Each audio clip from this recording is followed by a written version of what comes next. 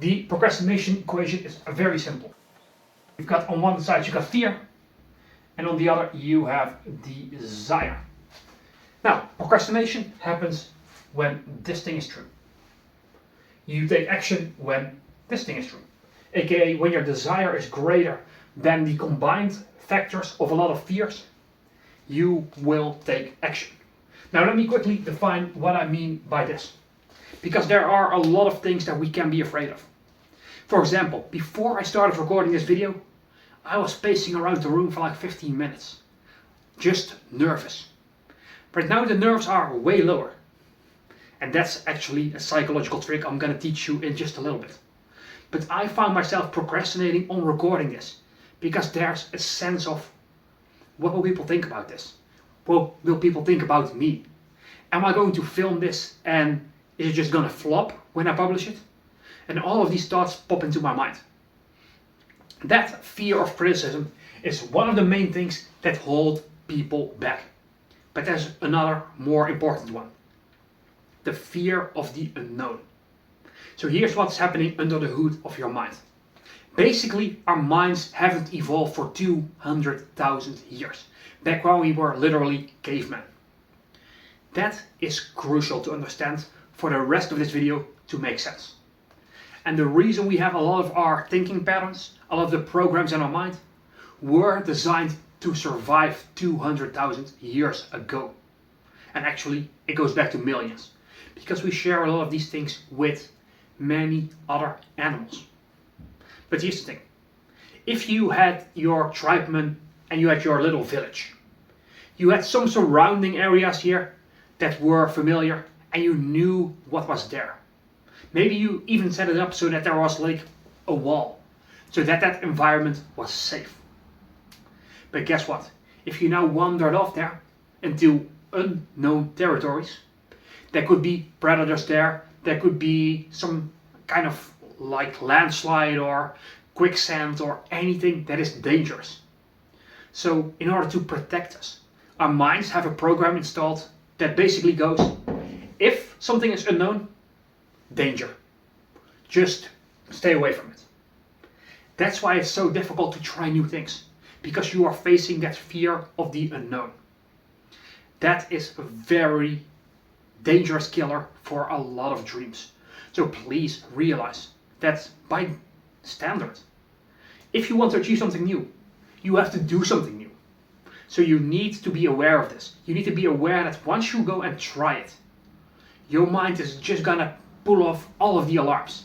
And it feels just like fireworks are going off inside of your own mind. And it triggers you. Good. That is a sign that you are on the right track. So with this fear factor, what you can do is the following. There are many factors that go into this. But one of the things you can do is to make it from something like this to something like this. Because you are here, most likely because you have big dreams, big goals for yourself. That's why you're into personal development. However, big dreams and goals, they're like this box.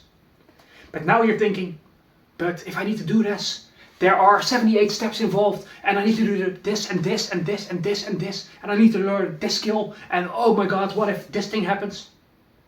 And suddenly, because this big thing is here, it becomes overwhelming.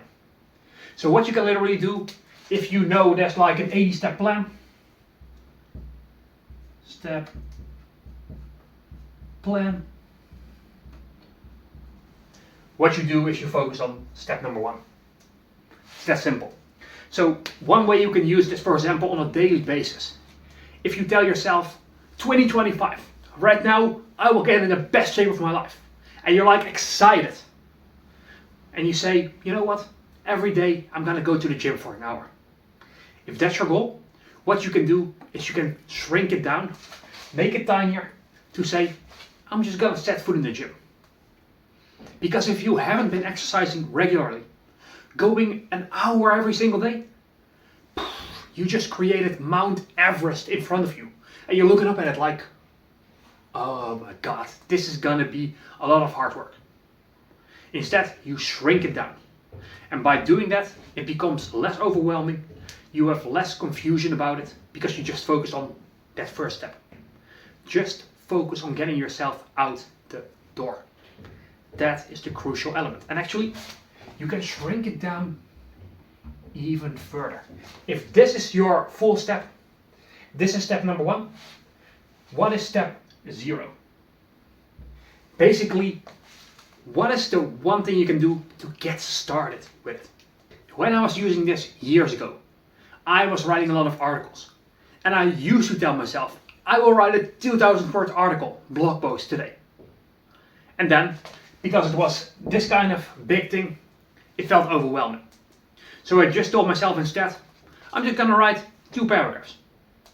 And now you're in this situation, where literally by just getting in front of the computer, overcoming procrastination, punching it in the face, and decreasing this fear factor, you will get way better results because it feels less intimidating. So that's how you work on this side of reducing the fear. We also can work on the desire factor as well. And for this, there is one technique that I like to use, which is called the trail of whys. And it works like this. If you have taken my recommendation of writing down your goal before you start watching this video, what I want you to do is just ask yourself, the thing you've written down, why is that important to you? So you basically start with your goal and you ask yourself why. Hopefully you can write better than I do, because this is just horrible. But you ask yourself why, and you get to the bottom. Then, once you have an answer, what you're gonna do is you're gonna dig deeper. And you ask yourself why again, about the answer you have just given.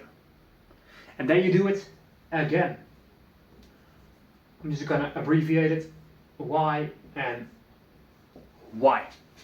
Here's why this is so powerful. Let's say you have the goal to start your own personal brand and to make money with it. That's the goal. Why do you want this? And you could say something like, well, I just want to make money on my own terms.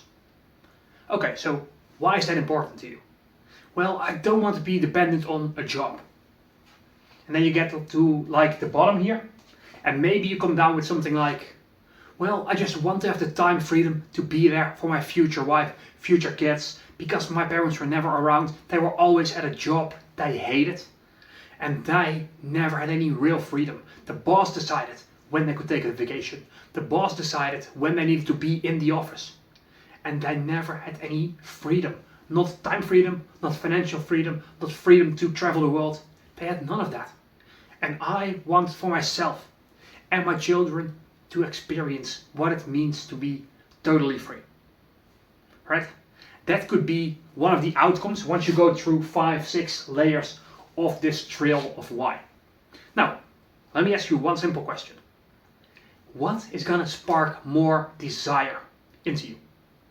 I want to build my personal brand, or I want to give my children the chance to experience life to the fullest and to be there to watch them grow up. Right? One of them is a surface level goal. The other one is a deep emotional reason why you must succeed, not why you just want to succeed. And as you go through this trail of whys, you increase the desire, and as you make things smaller and you focus on the first step and then just on getting started, you reduce this factor. And one thing I'm gonna give you on fear is you just need a few moments of bravery. We talked about that fear of the unknown. Guess what? If you push yourself out the door 2-3 times, the unknown is a bit more known. It is a bit familiar. So over time, the more you take action, the lower this gets, and the more you can see progress. The more you're like, fuck yeah, I'm on the right track. The more you take action, the higher this gets. But it all comes down to punching fear in the face, making it easy to get started so that you get started.